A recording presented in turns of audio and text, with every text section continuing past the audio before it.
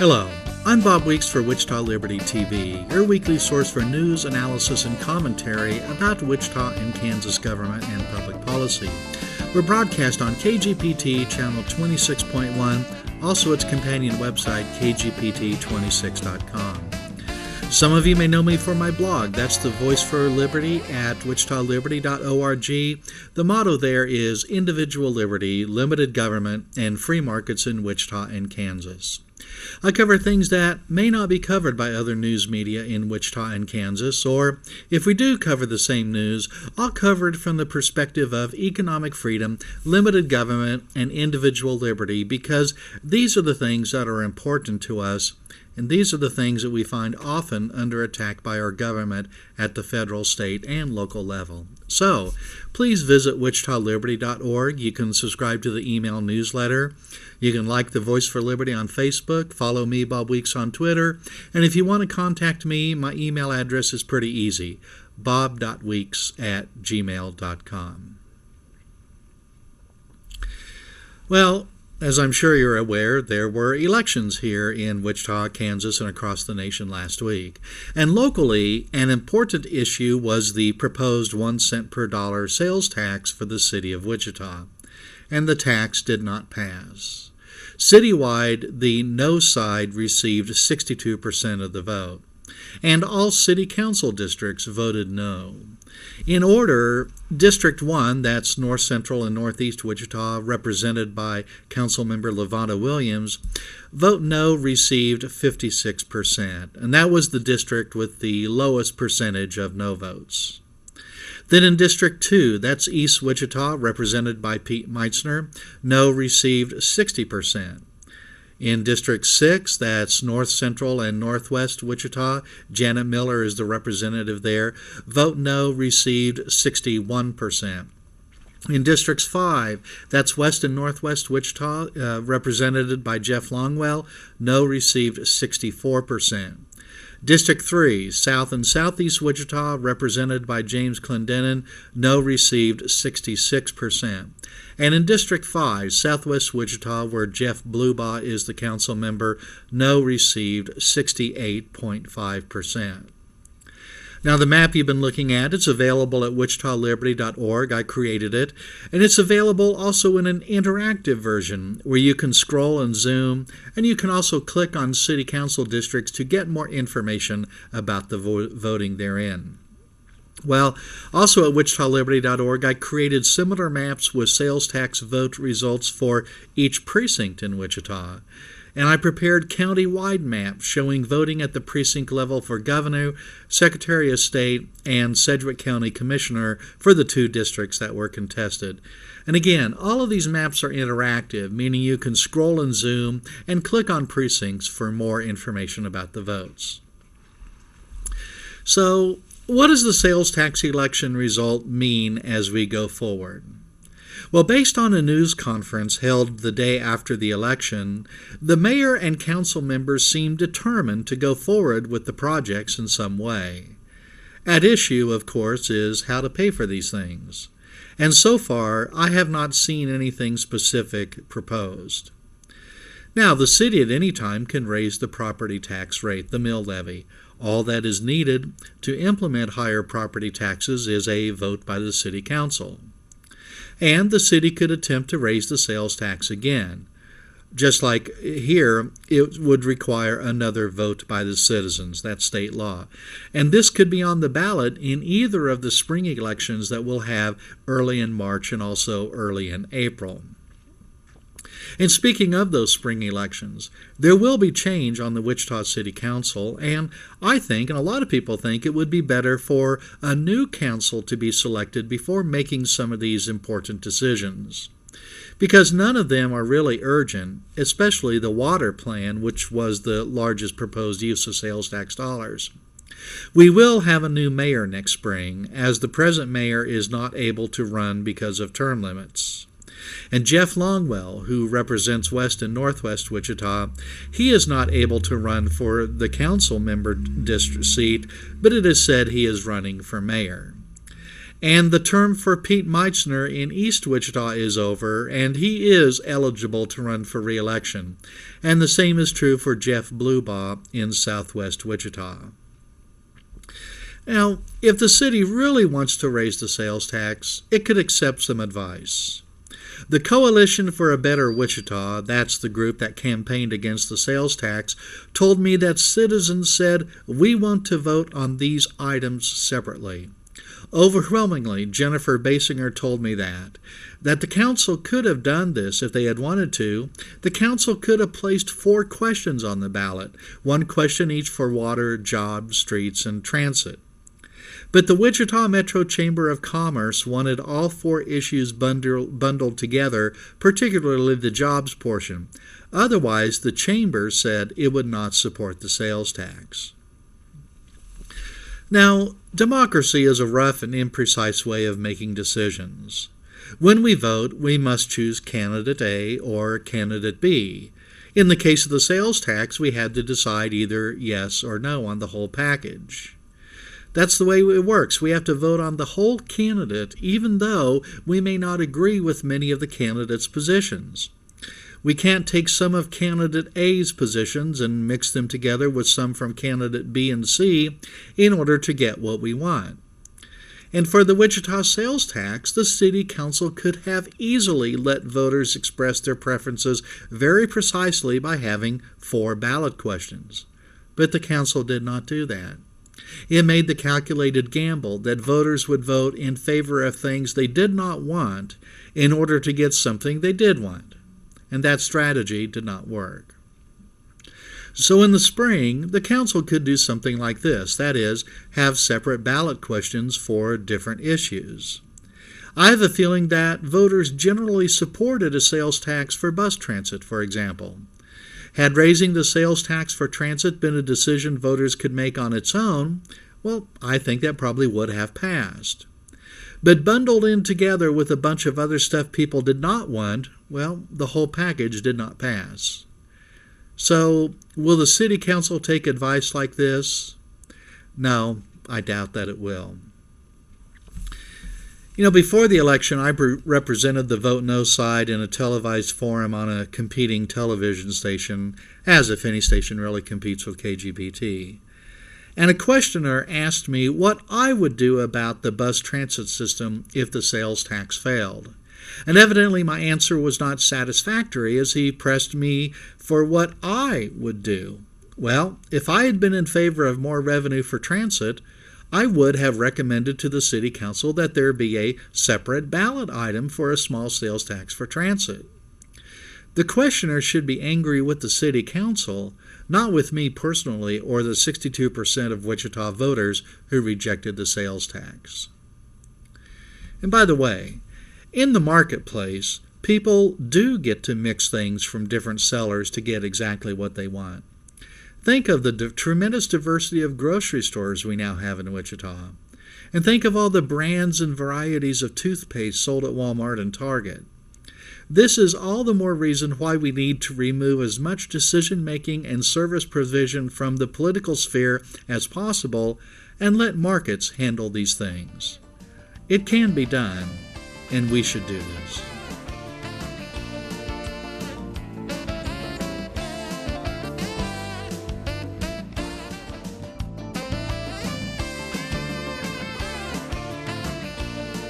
Welcome back to Wichita Liberty TV. I'm Bob Weeks. Citizens want to trust their hometown newspaper as a reliable source of information. But the Wichita Eagle has not only fallen short of this goal, it seems to have abandoned it. Shortly before the election, the Wichita Eagle published a fact-checking article titled, "Fact Check, No Campaign Ad on Sales Tax Misleading." But there were no similar articles examining ads from the Yes Wichita group that campaigned for the sales tax, and there was really little or no material that examined the city's claims and informational material in a critical manner. Now, someone told me that I should be disappointed that no such articles were produced by the Wichita Eagle, and I suppose I am a little bit. But that is balanced by the increasing awareness of Wichitans that the Wichita Eagle is simply not doing its job. It's one thing for the opinion page to be stocked solely with liberal columnists and cartoonists, considering the content that is locally produced.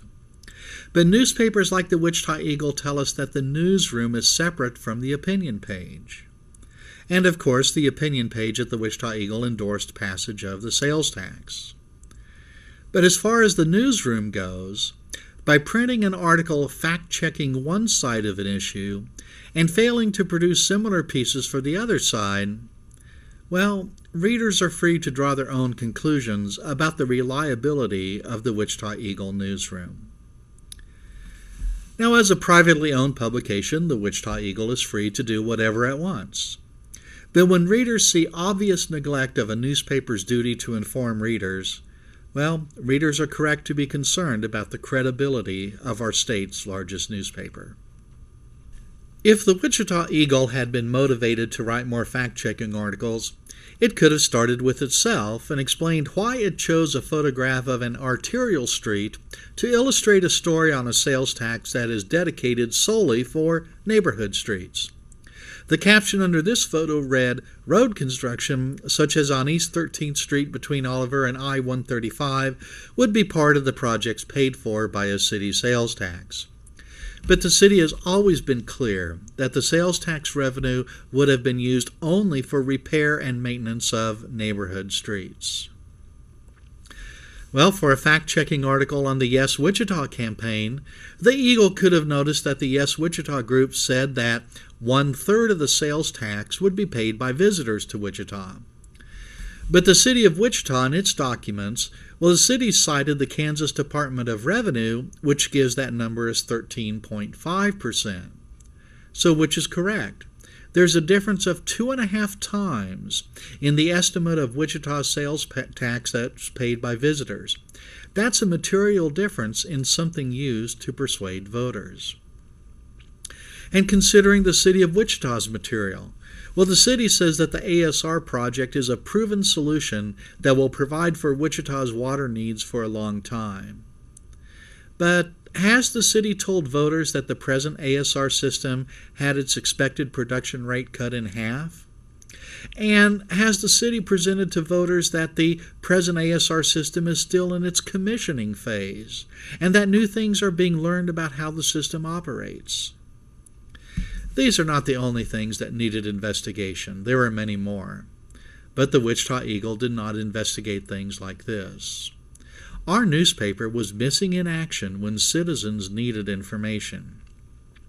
Oh, but the Eagle did thoroughly cover the kerfuffle surrounding whether the Kansas State University football coach should have appeared in a campaign ad for Senator Pat Roberts. Well, this is not the only recent example of what a poor job the Wichita Eagle does in informing readers. In an op-ed posted the day before Election Day, the editorial board of the Wichita Eagle wrote of the problems it believes the next Kansas governor will face. The op-ed held this: "The candidates vying to be Kansas governor have lofty-sounding goals and campaign promises. But here's the grim reality. Whoever wins Tuesday will spend the next several years trying to fill a budget hole, and that hole keeps growing deeper." That was from the Wichita Eagle. And the problem with that op-ed is the assertion that it will take several years to fix whatever problems we have. In the very last episode of Wichita Liberty TV, Dave Trobert, president of Kansas Policy Institute, was my guest. And he explained how Kansas Policy Institute has examined the Kansas budget and found ways to make several structural changes that would immediately, within 1 year, balance the Kansas budget. And that would preserve existing services and fully fund the increase in K-12 school spending and social service caseloads that Kansas Legislative Research Division has projected.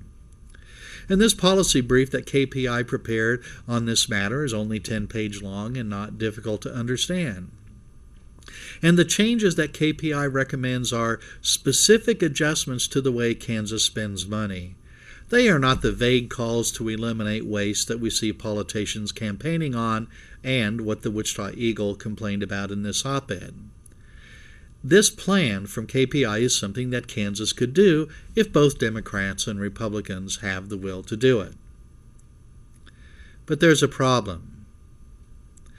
At the same time they lambasted conservatives for blind adherence to ideology, the editorial writers at the Wichita Eagle and other Kansas newspapers, they have their own ideological blind spots.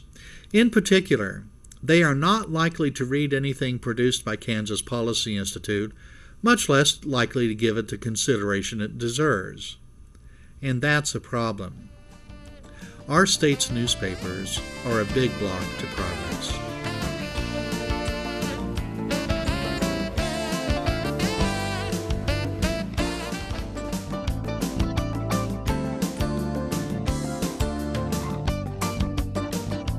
Welcome back to Wichita Liberty TV. I'm Bob Weeks.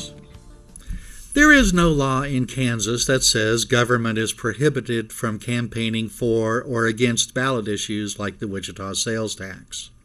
But there are Kansas Attorney General opinions that indicate government should not campaign for these issues. One states, the public purpose doctrine does not encompass the use of public funds to promote or advocate a governing body's position on a matter which is before the electorate. However, public funds may be expended to educate and inform regarding issues to be voted upon by the electorate. Well, okay, let's be honest. Didn't you feel that the city was campaigning in favor of the sales tax? I wonder this. Did the city manager speak to dozens of groups in order to give them reasons to vote against the sales tax? No, of course not.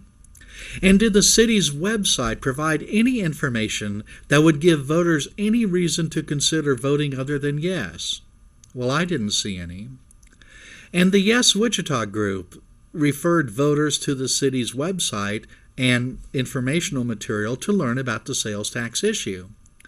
Now, the Yes Wichita group campaigned for the sales tax, and it doesn't seem likely it would refer voters to information that would be negative or even neutral towards the sales tax.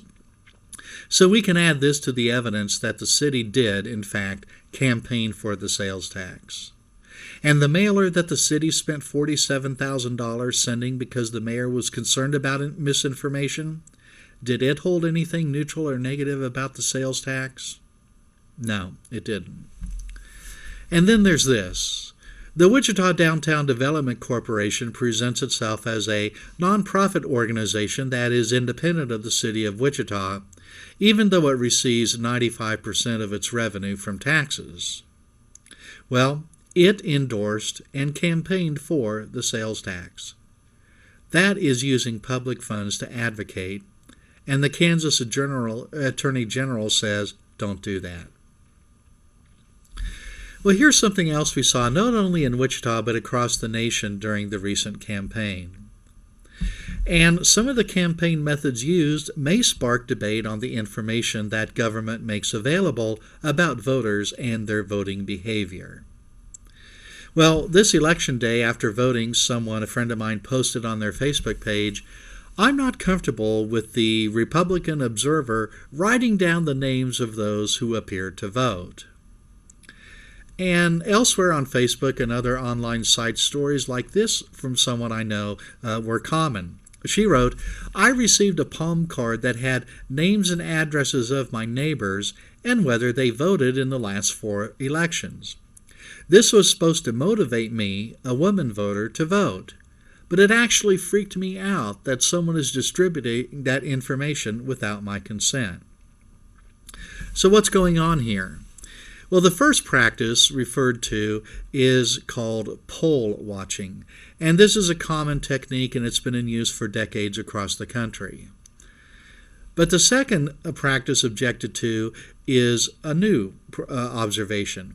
By sending email or regular mail informing people of the voting practices of their neighbors, campaigns attempt to shame people into voting.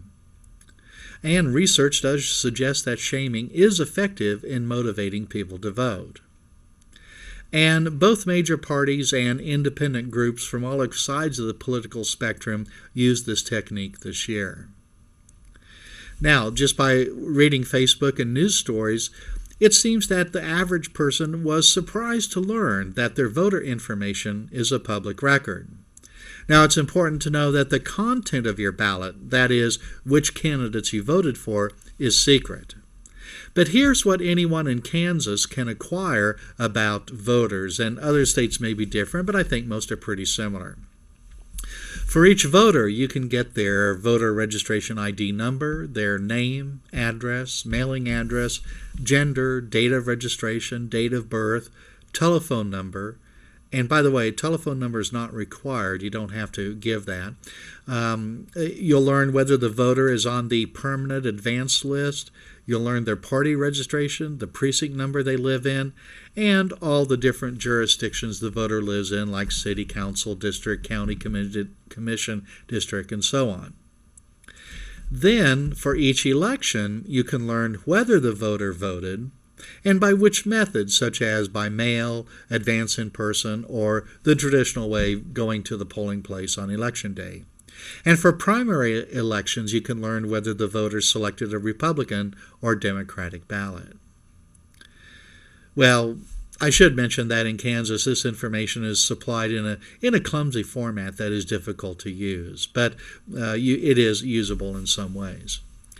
So, it would be useful, I think, to have a debate over whether the fact of being a registered voter and the act of voting should be a public record.